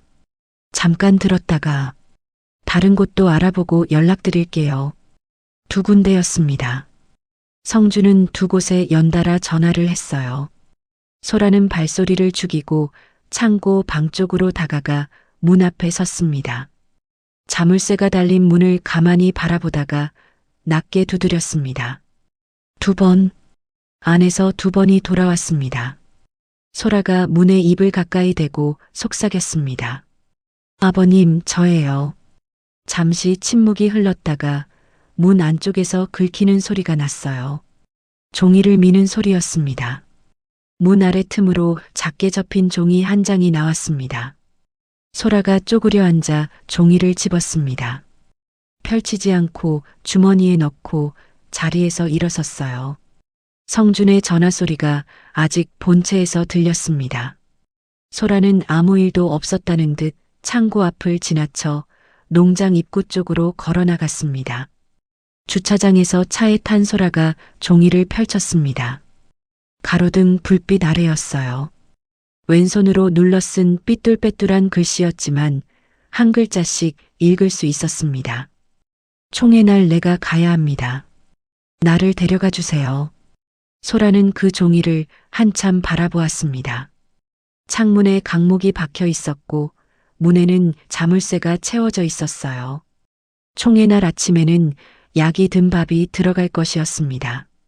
이 모든 것을 알고 있으면서도 아버지는 거기 있겠다고 하지 않았습니다. 가겠다고 했어요. 소라가 은주에게 전화를 걸었습니다. 은주와 소라가 민호 사무실에 모인 것은 다음 날 저녁이었습니다. 세 사람이 탁자 앞에 앉았고 민호가 서류를 펼쳤어요. 녹취 파일 목록, 진료 기록 사본, 병원과 박태성 회사에 같은 건물 등기 서류, 노인 일꾼의 진술서, 은주명의 병원비 이체 내역, 그리고 유언장 공증 사본. 하나씩 탁자 위에 놓이는 서류들이 늘어났습니다. 순서가 중요합니다. 민호가 안경을 고쳤으며 말했어요. 총회가 열리고 성준이가 발언을 시작하면 일단 끝까지 듣습니다. 아버지가 치매라 참석 못한다고 말하는 그 순간이 우리가 움직일 타이밍이에요. 은주가 말했습니다. 아버지를 어떻게 데려오느냐가 문제예요. 소라가 서류 가방에서 서류 한 장을 꺼냈습니다. 재활 외출 치료 신청서입니다. 제가 담당 치료사로서 환자의 사회복귀 훈련 명목으로 외출을 신청하면 보호자 동의 없이도 제가 대리동반 가능해요. 민호가 소라를 바라보았습니다. 성준이가 막으면요? 소라가 서류를 탁자에 내려놓으며 말했어요. 의료법상 치료 목적 외출은 보호자가 거부할 수 없어요. 거부하면 그게 오히려 증거가 됩니다. 잠시 침묵이 흘렀습니다. 세 사람이 탁자 위 서류들을 바라보았어요. 많은 시간 동안 모아온 것들이었습니다. 민호가 천천히 말했습니다. 총회 당일 아침 소라 씨가 아버지를 데리고 나옵니다. 은주 씨는 저랑 회관에 먼저 가 있고요. 아버지가 들어오시는 타이밍에 맞춰 제가 발언권을 요청합니다. 세 사람이 차례로 고개를 끄덕였어요. 총회 전날 밤이었습니다. 은주는 잠이 오지 않았어요. 자정이 넘어 몸을 일으켜 농장으로 향했습니다. 버스도 없는 시간이라 걸었습니다. 40분을 걸어 농장 입구에 닿았을 때 마을 전체가 조용했어요. 개 짖는 소리 하나 없었습니다. 농장 안으로 들어서지는 않았습니다. 담 바깥에서 창고 방 쪽을 바라보았어요. 강목이 박힌 창문은 어둠 속에서 보이지 않았지만 방 안에서 가느다란 불빛이 새어나왔습니다. 양초 불빛이었어요. 성준이 형광등 스위치를 방 안에서 켜고 끄지 못하게 바깥으로 옮겨둔 탓에 영식이 마을 일꾼 노인이 몰래 두고 간 양초를 쓰고 있었습니다. 은주는 담 바깥에서 그 불빛을 바라보았습니다. 바람이 귓가를 스쳐갔고 발밑에서 마른 낙엽이 바스락거렸어요. 한참을 그 자리에 서 있다가 천천히 창고 방 담 쪽으로 걸어갔습니다. 담을 사이에 두고 창문 쪽에 가까이 섰어요. 그리고 담 위로 손을 얹었습니다. 창고 방 안에서 영식은 양초 불빛 아래 앉아 있었습니다. 내일 일을 생각하고 있었어요. 총회장까지 걸어가는 것, 사람들 앞에 서는 것, 말을 하는 것. 아직 말이 완전하지 않았습니다. 발음이 뭉개지고 긴 문장은 끊겼어요. 그래도 짧은 말은 됐습니다.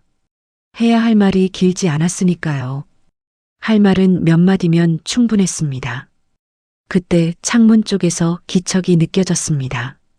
바람이 아닌 사람의 기척이었어요. 영식이 천천히 창문 쪽으로 다가갔습니다. 강목이 박혀 있어 창문을 열 수 없었지만 유리 너머로 바깥을 내다보았습니다. 담 너머로 사람의 윤곽이 보였어요. 은주였습니다. 은주가 담 위에 손을 얹고 있었습니다.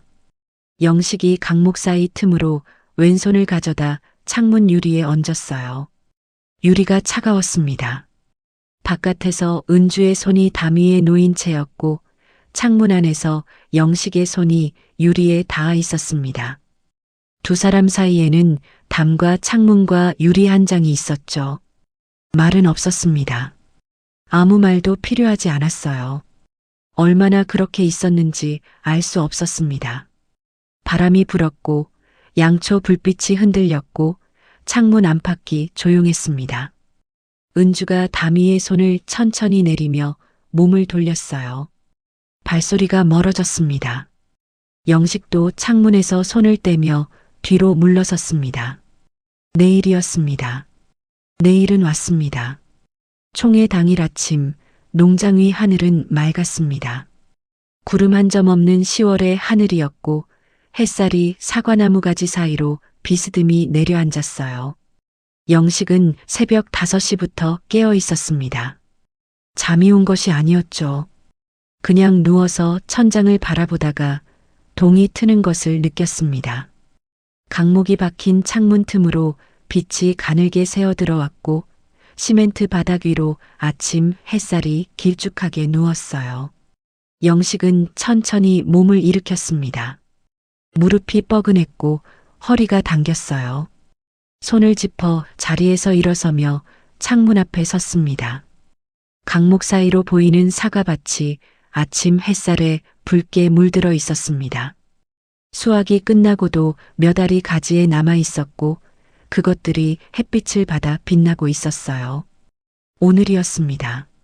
아침 8시 성준이 밥그릇을 들고 창고 방 앞에 왔습니다. 자물쇠를 열고 문을 밀었어요. 방 안을 둘러보더니 밥상을 내려놓으며 말했습니다. 드세요. 오늘 총회 있는 날이니까 아버지는 여기 계시면 돼요. 영식은 아무 말도 하지 않았습니다. 밥그릇을 내려다보았다가 시선을 창문 쪽으로 돌렸어요. 성준이 문을 다시 잠그고 나가는 소리가 났습니다. 영식은 밥그릇에 손을 대지 않았습니다. 정소라가 농장 앞에 차를 세운 것은 9시가 조금 넘어서였어요. 가방에는 재활 외출 치료 신청서가 들어 있었습니다. 소라가 마당으로 들어서자 성준이 본체 마루에서 내려왔습니다. 표정이 굳어 있었어요. 오늘은 치료 일정이 없는 날인데요. 소라가 가방에서 서류를 꺼내 성준에게 내밀었습니다. 재활 외출 치료 신청서입니다. 사회 복귀 훈련 목적으로 외출이 필요하고 담당 치료사인 제가 동반합니다. 성준이 서류를 받아들고 훑어보았습니다. 눈이 빠르게 움직였어요. 오늘은 안 됩니다. 아버지 상태가 안 좋아서. 소라가 시선을 내리지 않으며 말했습니다. 의료법상 치료 목적 외출은 보호자가 거부할 수 없습니다. 거부하시려면 서면으로 사유를 작성해 주셔야 해요. 성준이 서류를 소라에게 돌려주며 한 걸음 앞으로 나섰습니다. 두 사람 사이 거리가 좁혀졌어요. 선생님, 오늘 하루만 그냥 가주세요. 소라가 그 말을 듣고 잠깐 성준의 눈을 바라보았습니다. 그러다 천천히 말했어요. 저 서면 거부서 작성 요청드립니다. 거부하시면 저는 관할 의료기관에 보고해야 해서요. 성준의 입술이 굳어졌습니다. 잠시 침묵이 흘렀어요. 마당에 바람이 지나갔고 사과나무 가지가 낮게 흔들렸습니다. 성준이 비켜섰습니다. 소라가 창고 방 앞 자물쇠를 열었습니다.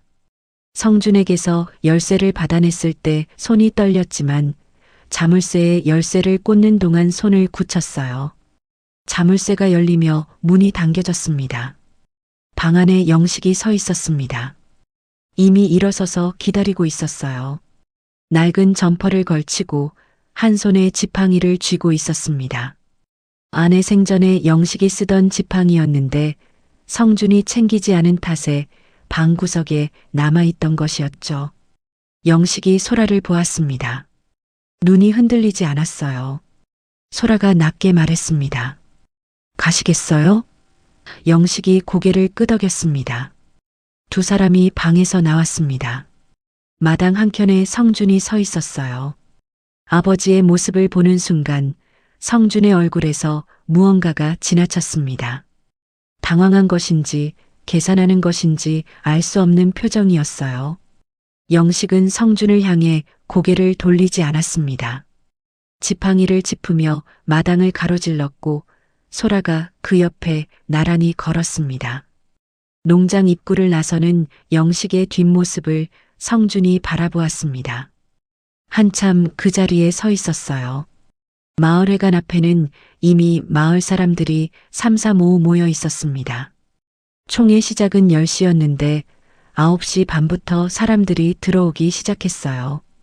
회관 안으로 들어서자 플라스틱 의자들이 가지런히 놓여 있었고 앞쪽에는 마이크가 달린 탁자가 있었습니다.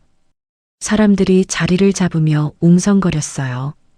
은주와 민호는 이미 뒷줄 오른편에 앉아 있었습니다. 은주의 무릎 위에는 가방이 놓여 있었고 가방 안에 서류들이 들어 있었어요. 손이 가방 위에서 움직이지 않았습니다. 박태성이 들어온 것은 총회 시작 5분 전이었습니다. 눈에 띄지 않으려는 듯 뒷줄 왼편에 앉았어요. 무릎 위에 서류 가방을 올려놓았고 안쪽 주머니를 한번 확인하듯 손을 넣었다가 뺐습니다. 민호가 그 모습을 보고 천천히 자리를 옮겨 박태성 옆에 앉았어요. 박태성이 민호를 흘깃 보았다가 시선을 앞으로 돌렸습니다. 정각 10시 이장이 마이크 앞에 섰습니다. 자, 모두 자리 잡으셨죠? 오늘 임시 총회를 시작하겠습니다. 앞줄 오른편에 앉아있던 성준이 자리에서 일어섰습니다. 정장 차림이었어요. 단추까지 채운 정장은 평소 성준과 달라 보였고 머리카락도 단정하게 빗어 넘겨져 있었습니다. 안녕하세요, 여러분.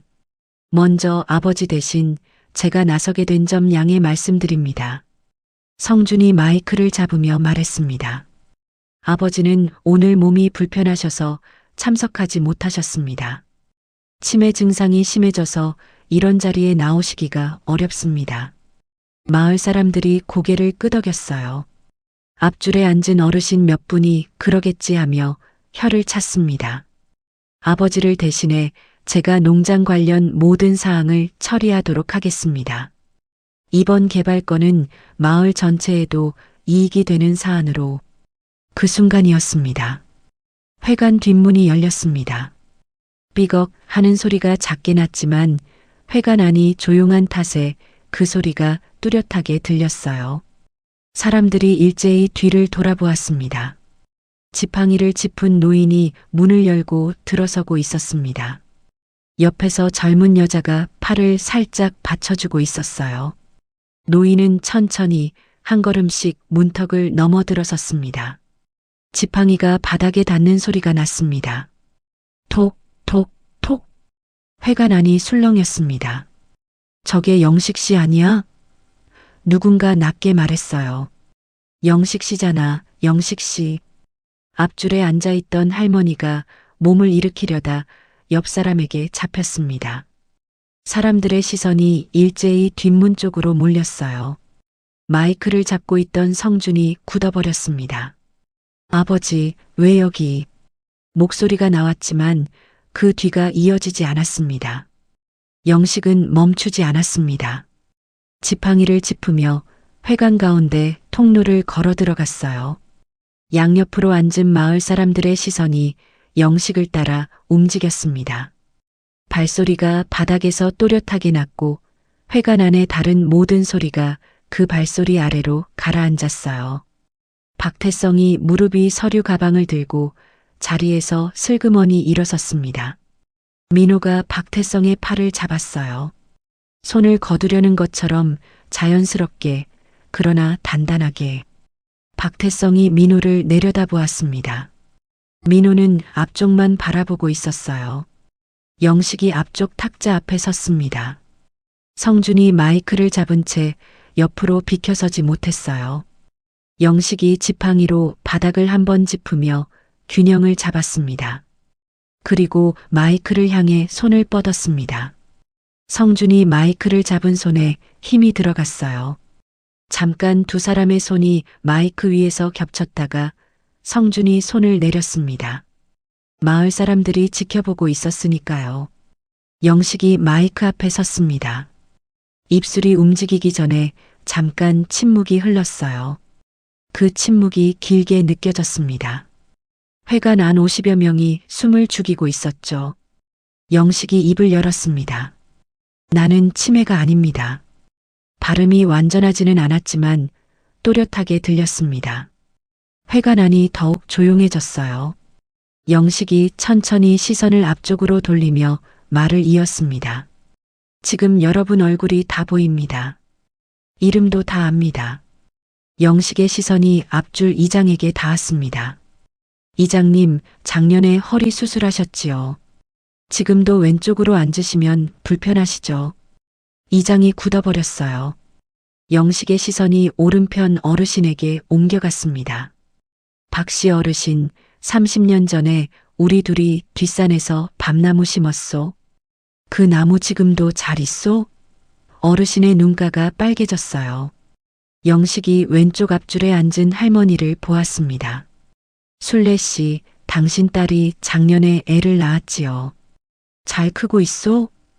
할머니가 입을 손으로 막으며 눈물이 맺혔어요. 치매가 아니었습니다. 이 자리에 있는 누구보다 더 또렷하게 영식은 기억하고 있었습니다. 성준이 마이크 쪽으로 한 발 다가섰습니다. 아버지 지금 흥분하신 거예요. 이러시면 안 되는데. 그 말이 채 끝나기도 전이었어요. 가만히 있어라. 앞줄 어르신이 말했습니다. 낮고 단단한 목소리였어요. 성준이 멈췄습니다. 뒤를 돌아보니 마을 사람들의 시선이 자신에게 쏠려 있었습니다. 아까와 다른 시선이었어요. 의심이 담긴 시선이었습니다. 영식이 천천히 왼손을 점퍼 주머니 안으로 넣었습니다. 손이 무언가를 쥐고 나왔어요. 작은 녹음기였습니다. 소라가 총회 전날 치료를 핑계로 방문했을 때 문틈으로 건네준 것이었죠. 영식이 그 녹음기를 탁자 위에 천천히 내려놓았습니다. 톡! 작은 소리였지만 회관 안 전체가 그 소리를 들었어요. 성준의 얼굴이 새하얗게 변했습니다. 회관이 고요해졌습니다. 모든 시선이 탁자 위 녹음기에 모였어요. 빗속에서 창고 처마 아래서 두 사람이 술잔을 기울이던 그 밤의 소리가 이제 이 탁자 위에 놓여 있었습니다. 탁자 위 녹음기를 바라보는 회관 안이 조용했습니다. 50여 명이 숨을 죽인 채 그 작은 기계를 바라보고 있었어요. 성준만이 홀로 그 침묵 밖에 있는 것처럼 굳어 있었습니다. 얼굴에서 혈색이 빠져나간 채였어요. 민호가 자리에서 일어섰습니다. 뒷줄에서 천천히 앞쪽으로 걸어 나오며 가방에서 작은 스피커를 꺼냈어요. 탁자 앞에 서서 녹음기와 스피커를 연결하고 마을 사람들을 향해 말했습니다. 저는 최민호 법무사입니다. 김영식 씨의 오랜 친구이자 오늘 이 자리에서 공개할 자료를 준비한 사람입니다. 잠깐 멈췄다가 이어갔어요.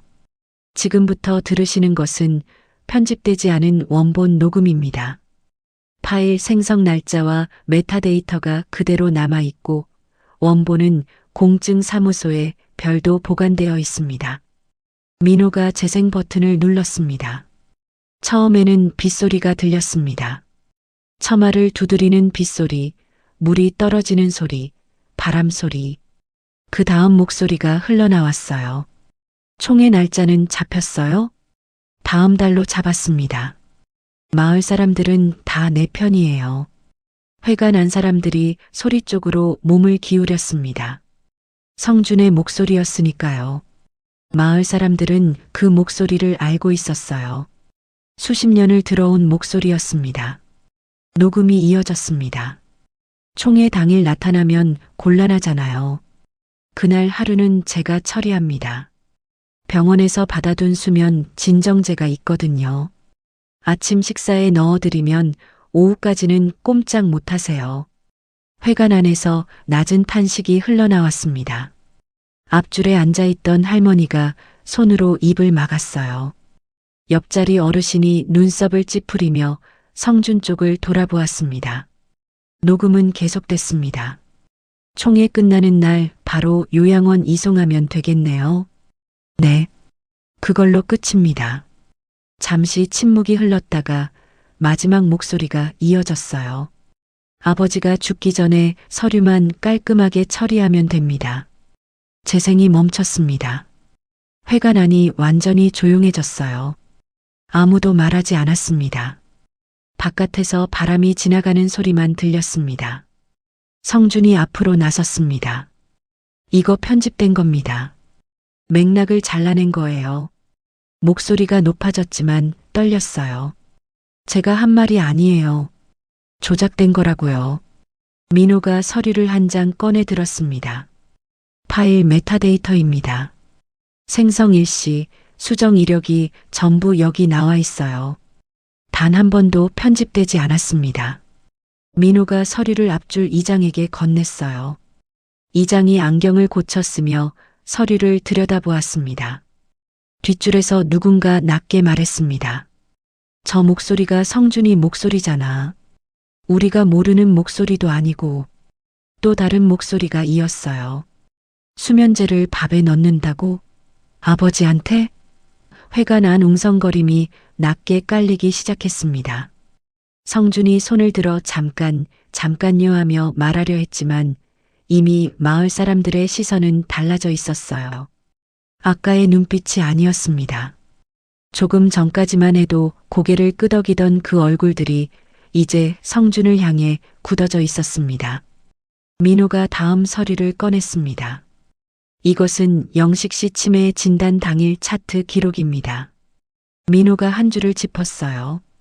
검사 중 환자 발언. 나 괜찮소. 이거 왜 하는 거요? 이 기록이 차트에 남아 있습니다. 회관 안면몇이 몸을 앞으로 기울였어요. 치매 중등도 판정을 받은 분이 검사 중에 이런 맥락 있는 말을 한다는 것, 이 자리 어르신들은 아실 겁니다. 치매 환자는 상황을 파악하고 이유를 묻지 않습니다. 그리고 민호가 다음 장을 넘겼습니다. 이 진단을 내린 담당인은 5년 전 허위 진단서 발급 혐의로 수사를 받은 이력이 있습니다. 그리고 해당 병원은 박태성 씨 부동산 개발 회사와 같은 건물 입주 사무실입니다. 회관 뒤쪽에서 작은 술렁임이 일었습니다. 사람들의 시선이 뒷줄 왼편으로 몰렸어요. 박태성이 그 시선을 느끼며 천천히 자리에서 일어섰습니다. 서류 가방을 들고 통로 쪽으로 발을 내딛었어요. 어디 가시오? 앞줄 어르신이 말했습니다. 박태성이 멈췄어요. 옆자리 어르신도 일어섰습니다. 통로가 막혔어요. 박태성이 뒤를 돌아보았지만 뒷문 쪽에도 이미 몇 명이 서 있었습니다. 마을 사람들이 아무 말 없이 길을 막고 있었죠. 박태성이 제자리에 섰습니다. 서류 가방을 내려놓았어요. 은주가 자리에서 일어섰습니다. 가방에서 서류를 꺼내 탁자 위에 펼쳤어요. 이것은 제명의 계좌 이체 내역입니다. 아버지 뇌졸중 입원비, 퇴원 후 재활치료비, 그리고 농장 농자재 구입 영수증들입니다. 서류 뒤로 영수증 묶음이 따라 나왔어요. 비료 구입 영수증, 묘목대금 영수증, 농약 구입 영수증. 날짜가 제각각이었지만 결제자 이름은 하나였습니다.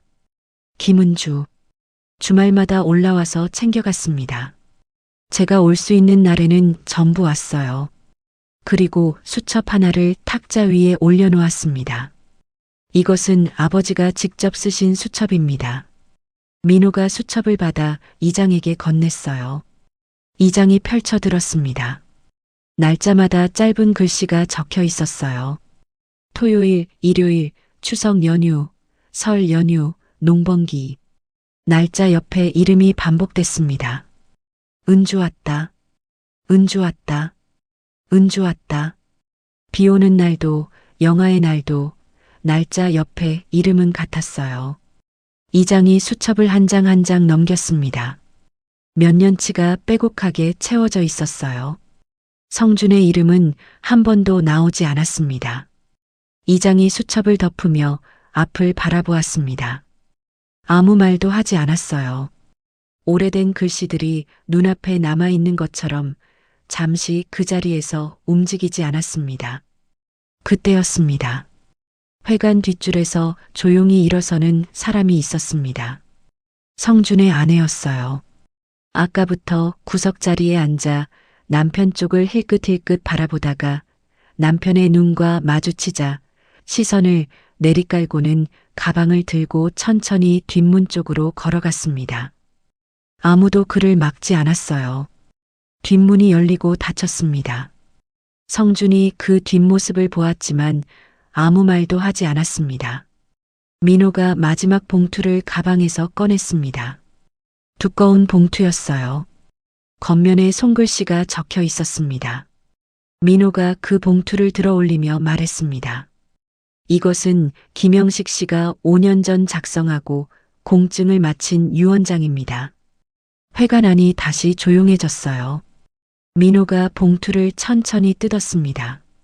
성준이 앞으로 한 발 나섰습니다. 그건 아버지가 제정신이 아닐 때 쓴 거예요. 민호가 성준을 바라보았습니다. 공증 일시는 5년 전입니다.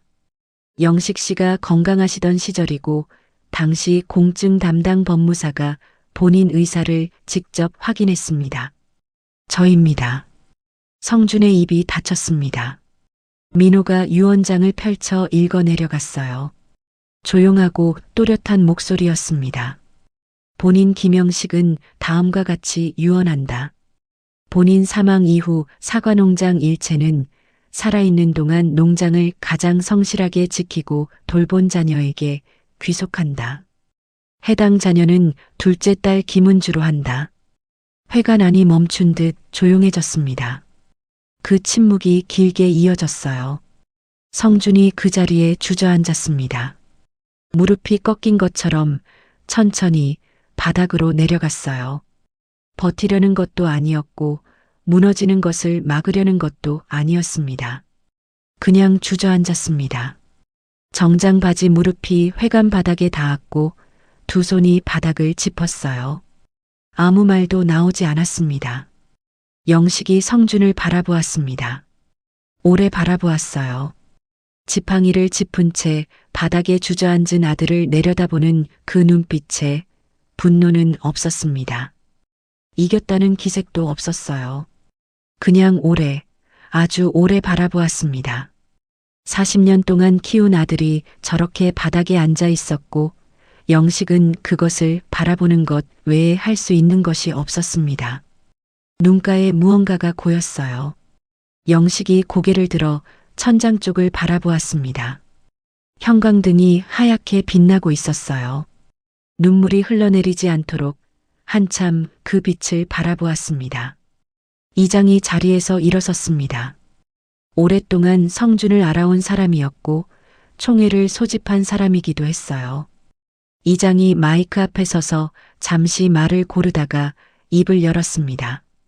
오늘 임시 총회 안건 김영식 씨 농지 매각의 건은 철회합니다. 짧은 선언이었습니다. 누구도 이의를 달지 않았어요. 이장이 박태성을 바라보았습니다. 개발 계약건도 없던 일이 됐소. 오늘 이후로 이 마을 근처에 얼씬거리지 마시오. 박태성이 아무 말도 하지 않았습니다. 서류 가방을 들고 천천히 뒷문 쪽으로 걸어갔어요. 이번에는 아무도 막지 않았습니다. 회가 난 사람들이 하나둘 자리에서 일어섰습니다. 웅성거림이 낮게 깔렸어요. 영식 쪽으로 다가오는 사람들이 있었습니다. 이름을 불렀고 손을 잡았으며 아무 말도 하지 못한 채 고개를 숙이는 사람도 있었죠. 치매 소문을 믿고 찾아오지 않았던 사람들이었습니다.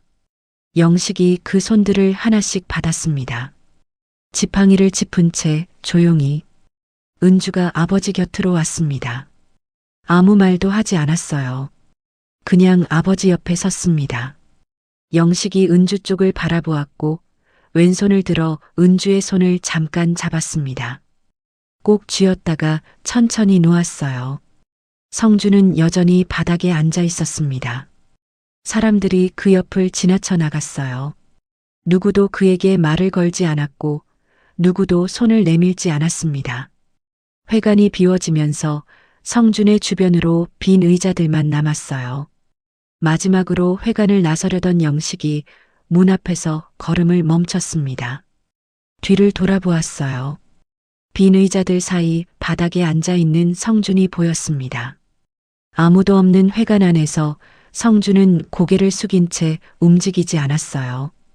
영식이 그 모습을 오래 바라보았습니다. 지팡이를 짚은 손에 힘이 들어갔다가 풀렸어요. 무언가 말하려다가 입을 다물었습니다. 말이 나오지 않은 것이 아니었어요. 할 말을 찾지 못한 것이었습니다. 영식이 몸을 돌려 문을 나섰습니다. 소라가 옆에서 팔을 받쳐주었어요. 회관문 너머로 10월 햇살이 비스듬히 들어왔습니다. 바깥에서 바람이 불었고 멀리 사과밭 위로 하늘이 높고 맑았어요. 이기는 것보다 더 힘든 건 그게 자식이었다는 사실이었습니다. 회관문을 나선 그날 이후 영식은 한동안 말이 없었습니다.